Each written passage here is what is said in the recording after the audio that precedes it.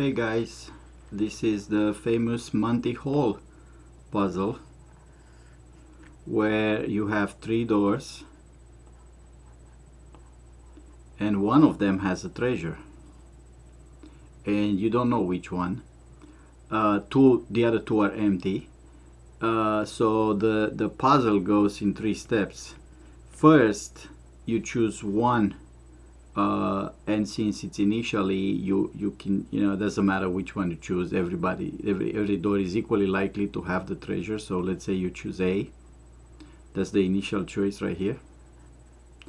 And then Monty, who knows where the treasure is, opens a different door and it shows you that there is no treasure in there. And now you don't know if the treasure is in A or in C. So Monty will open one at random out of the 2 remaining, so he will not open the one you pick, and it will not open the treasure one. So the question of the puzzle is, do you stick to the initial door A, or you have the option to switch to door C? That is now which one is more likely to have the treasure. So it's a little bit counterintuitive, right? Just a little bit of intuition. Why would C be more likely than A? Because we don't really learn anything about C directly, right? So let's start with this problem, and I'll come back to this intuition at the end of the problem. What we have here is we're gonna use random variables and Bayes theorem. So let's set up some variable. We set up the variables R, which is gonna be the door with the treasure. So the values of R are, all 3, A, B, C, at least initially uniform. And then the other variable that we need, let's call it M, is the door that Monty opens, which again we know it's not gonna be one picked and not the one with the treasure.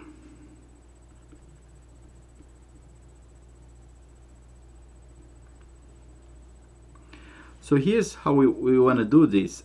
Say initial pick is A, door A.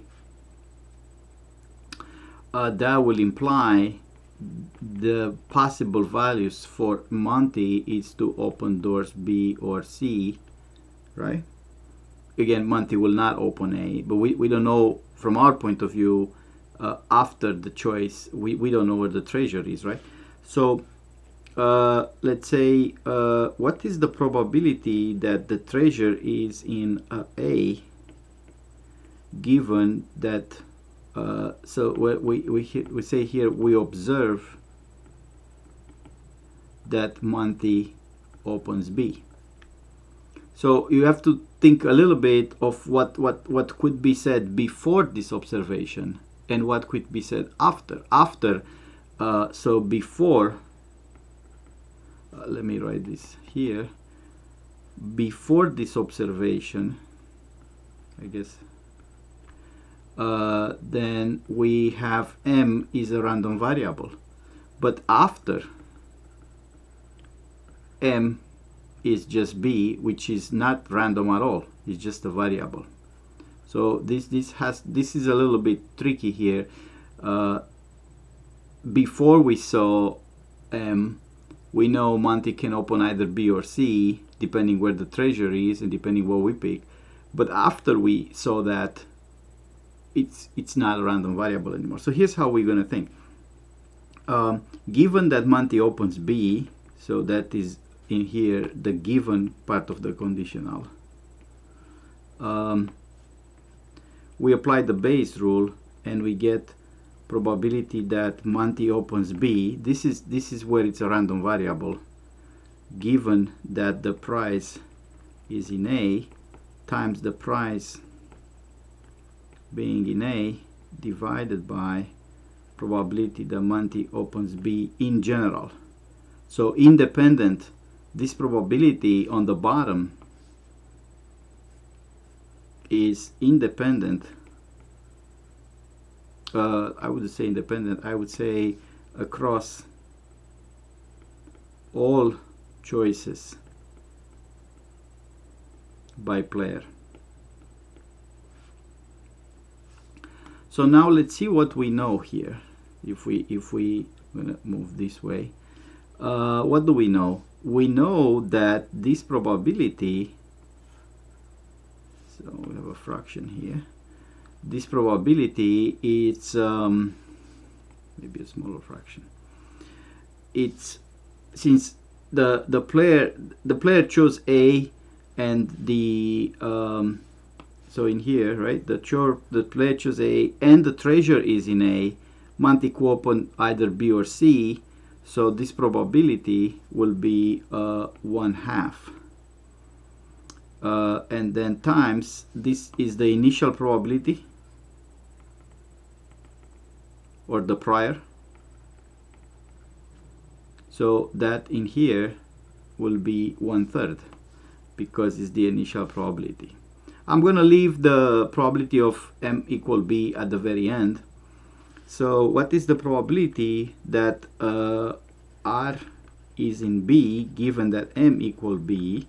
We know this is going to be 0, right?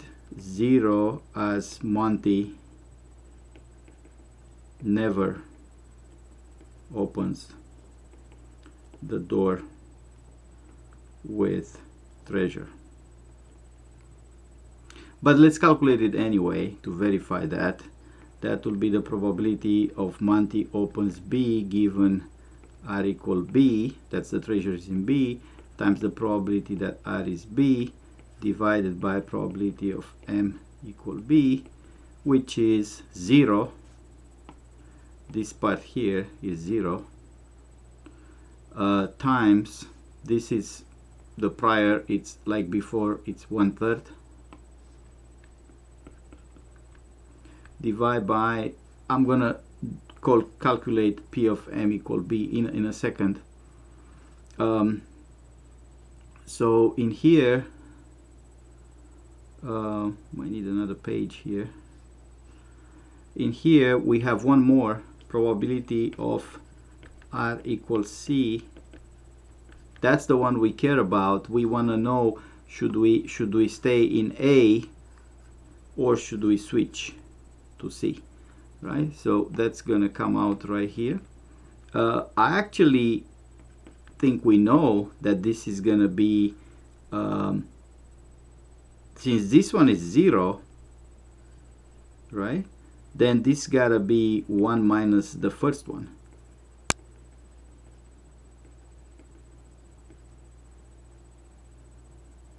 Right, this is the first one, and since the treasure has to be somewhere, either in A or in B or in C, and this is going to come out as 0. We know that already. No matter what the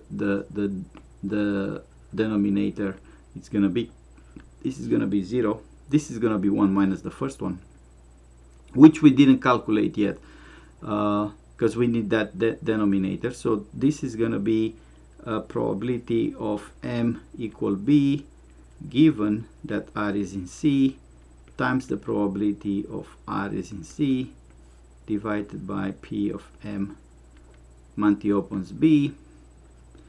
Now this in here, it's going to be that Monty has to open B in this case, because the price is in C and the player chose A initially, so the only door available to open is B. Otherwise will be either the door of the player or the door with the treasure. So this value here must be 1 times the prior is like before 1/3, and we still need to compute P of M equal B. That will follow here. So who's P of M equal B? We do the expansion. Is P of M equal B, given that R is in A, times P of R being in A, plus that is, by the way, the first numerator is this one right here, and now we're gonna have the second numerator, so let's write that down, plus P of M equal B, given that R equal B, times P of R equal B, plus P of M equals C. We do the expansion by cases. These are 3 possible cases by R. P of R equals C. So again, notice that we've got these 3 numerators, and they sum to P of M equal B. That's why they get divided in each fraction by P of M equal B, all of them. So then this one here was 1, 2 times 1/3. This one was 0. This one was 1 times 1/3. So the total is, if you add them up, it's 1/6 plus 1/3. I think that gives you 1/2. 1/2. So then if we plug in here 1/2, 1/2, 1/2, I'm gonna get 1/3, and this one is gonna be 2/3. So that's actually very important. The conclusion is, of course, better to switch to door C, which has probability of the treasure 2/3, as opposed to A, which is still 1/3. So what is the moral here? Coming back to the intuition, we now know that sticking with A, I'm gonna